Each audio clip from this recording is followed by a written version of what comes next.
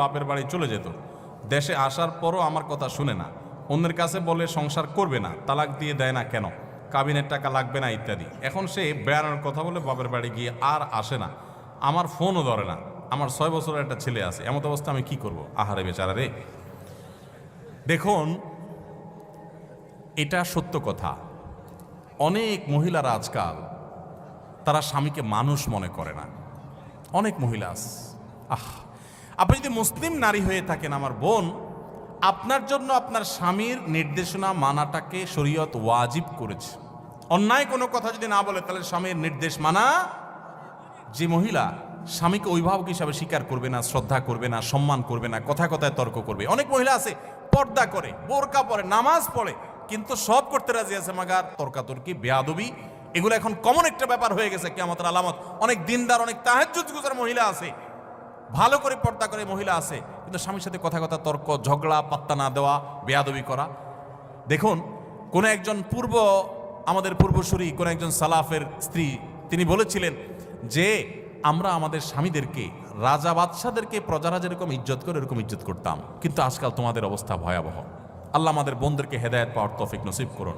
যে ভাই এরকম সমস্যা আছেন, আমি তাকে বলবো এই বিষয়গুলোতে কোরআন যেভাবে নির্দেশ দিয়েছে সেই আলোকে দুই পরিবারের মুরব্বীদেরকে জানায়া তাদেরকে নিয়ে বসার চেষ্টা করেন, মিটমাট করার চেষ্টা করেন, কোনো আলেমের কাছে যান। আমাদের আসুন্নাহ ফাউন্ডেশনে প্রতিদিন অফিস টাইমে, শুক্রবার ছাড়া অফিস টাইমে আলেমরা বসে থাকেন ডেস্ক নিয়ে ফ্যামিলি কাউন্সেলিংয়ের জন্য।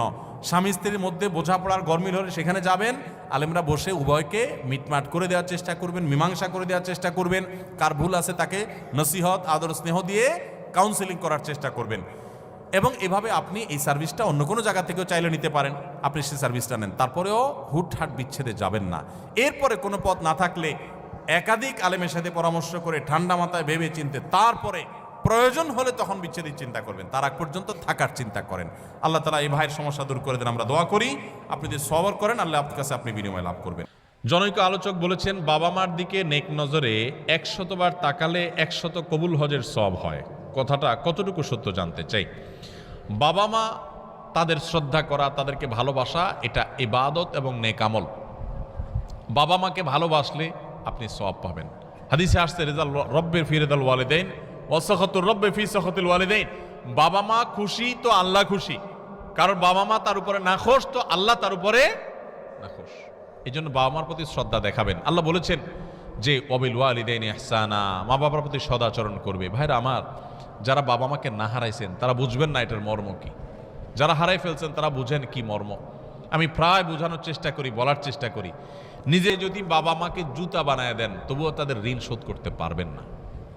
বহু মানুষ ভালোবাসা দেখাবে আপনাকে, আপনি যেদিন বাবা হবেন সেদিন বুঝতে পারবেন যে বাবারা সন্তানদের জন্য কতটা ভালোবাসা তাদের বুকে ধারণ করে।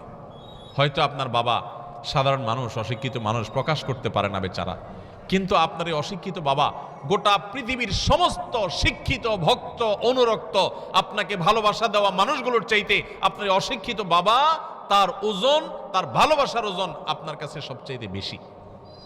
ভাইরা আমার, বাবা মায়ের ফজিলত নিয়ে বহু হাদিস আয়াত আছে, সেগুলো ঠিক আছে, কিন্তু তাই বলে প্রত্যেকবার তাকালে একটা করে হজের সওয়াব হবে এই কথা কোনো বিশুদ্ধ হাদিস দ্বারা প্রমাণিত নয়।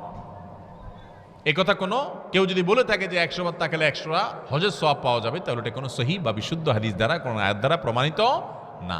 বাবা মার মর্যাদা বোঝানোর জন্য বহু আয়াত আছে, বহু হাদিস আছে, কিন্তু হাদিস এবং কোরআনের নামে, আল্লাহ রসুলের নামে আমরা এমন কোনো কথা বলবো না যেটা আসলে সেটা সেভাবে প্রমাণিত হয় নাই। বিধায় আমরা সহিহ এবং শুদ্ধটা বলবো, ভুলভাল কথা বলবো না। আপনার লেখা নতুন বই তারাবির সালাতে কোরআনের বার্তা, এটা ওযু ছাড়া পড়া যাবে কিনা এবং মহিলারা মাসিক অবস্থায় পড়তে পারবে কিনা? মাশাআল্লাহ, এই বইটার কথাই প্রশ্ন আসছে। আমাদের একটা নতুন বই বেরিয়েছে।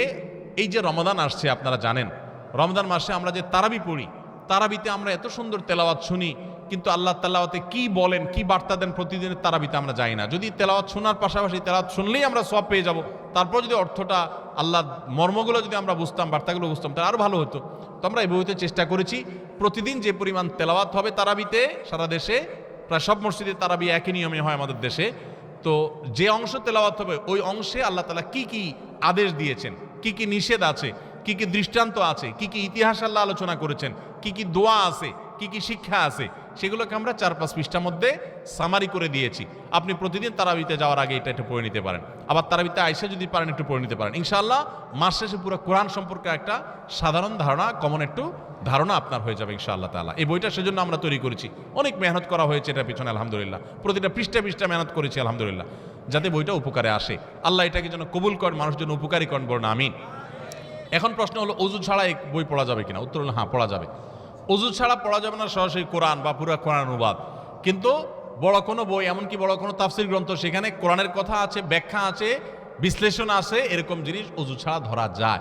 এই জন্য এটা ওযু ছাড়া ধরলে কোনো অসুবিধা হবে না। এমনকি মা বোনেরা মাসিক অবস্থায়, যেহেতু এখানে আমরা নির্যাস বলেছি, সার তুলে এনেছি, আয়াত কোট করেছি খুব কম, সেই জন্য এটা মা বোনরা অপবিত্র অবস্থায়ও পড়তে পারেন। অন্যান্য ধর্মীয় বই যেরকম পড়তে পারেন এটাও পড়তে পারবেন। আর সেই সাথে যারা মহিলারা তারাবি পড়তে যান না, বাসায় নিজেরা তেলাওয়াত করেন, আপনি মহিলা মানুষ এক পারা তেলাওয়াত করবেন। যেদিন এক পারা তেলাওয়াত করবেন, যে পারা শুরু করবেন, শুরু করার আগে ওই পারাতে আল্লাহ কি বলছেন একটু দেখে নেন। এখান থেকে যে 10 নম্বর পারা তেলাওয়াত, 10 নম্বর পারা আল্লাহ কি বলেছেন একটু দেখে নিন, এরপরে তেলাওয়াত করেন। আপনি তেলাওয়াত আলাদা তৃপ্তি পাবেন। অথবা তেলাওয়াত শেষে একটু দেখলেন যে এই পারা যে পড়লাম, আমি এই পারাতে আল্লাহর পক্ষ থেকে কি বার্তা পাইলাম, এটা আপনি একটু দেখে নেন। তাইলে তারাবিতে উপকার আসবে, তারাবির বাইরেও আমরা সারা বছর উপকৃত হতে পারি। আল্লাহ তাআলা আমাদের সবাইকে কোরআনের সাথে সংস্রব আরো বেশি গড়ে তোলার তৌফিক দান করুন। কোরআনের সান্নিধ্যে আমাদের আরো বেশি আসার তৌফিক দান করুন।